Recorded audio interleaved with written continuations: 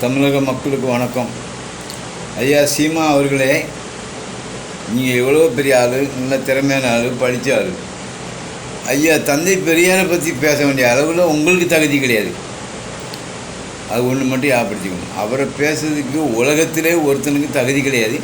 அது மீண்டும் உங்களுக்கு கிடையாது. நீ என்ன சொல்லுதியா? நான் தமிழன், ரைட்டு, ஓகே. நான் இல்லைங்க இல்லையா? அவன் இந்த தமிழனுக்குள்ளே எவன் ஜாதியை கொண்டு வச்சான், அந்த பேரை நீ பிடிச்சி காட்டேன்.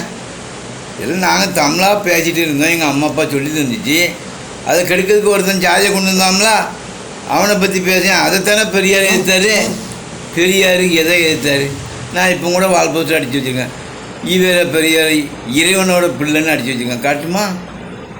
வேறையா ஏம்னு கேட்டேன்னா, அவருக்கு மதமும் இனமும் பிடிக்காது, கடவுளுக்கு அதுதான் பிடிக்காது.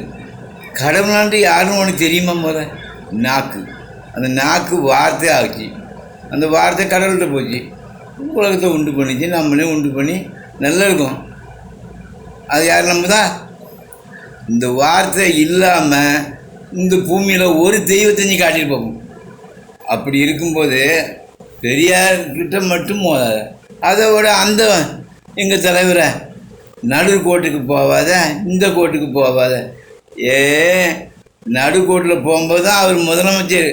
அது ரோடே காலியாக இருக்கும், நீ ஓரமாக தான் நிற்கணும். ஓரத்தில் போகிறவங்க பேர் நடுமத்தியில் ஏன் பேச? அவர் நடுமத்தி தான் போவார் கோட்டைக்கு. எல்லா பஸ்ஸு ராலி கிளி எல்லாம் சரி நின்றுடும் அவர் கோட்டைக்கு போகும்போது. புரியுதா? தெரிஞ்சால் பேசு, நான் வேண்டான்னு சொல்லலை. எப்பேற்பட்ட பிரபாகரனா ஒரு பேர் மண்ணள்ளி போட்டு போயிட்டான். ஏன்டா இருக்குது கரெக்டாக பயிர் இருக்குது. அவனை பற்றி நீ என்னைக்காட்டு பேசியிருக்கியா? பிரபாகரன் கண்ணில் மண்ணள்ளி போட்டு ஓடி போயிட்டான், இன்னும் உயிரோடு இருக்கான். வேறையா காட்டுதான். அது என்ன காரணம்னாட்டு தெரியுமா உனக்கு? ஒரு உதாரணத்துக்கு சொல்லுவேன். அதனால் வேண்டாம். பெரியாரை பற்றி பேசுறதுக்கு எந்தவனுக்கு யோக்கியது கிடையாது. அது மட்டும் ஞாபகப்படுத்திக்க. ஐயாவும் செவிச்சதே இல்லையா?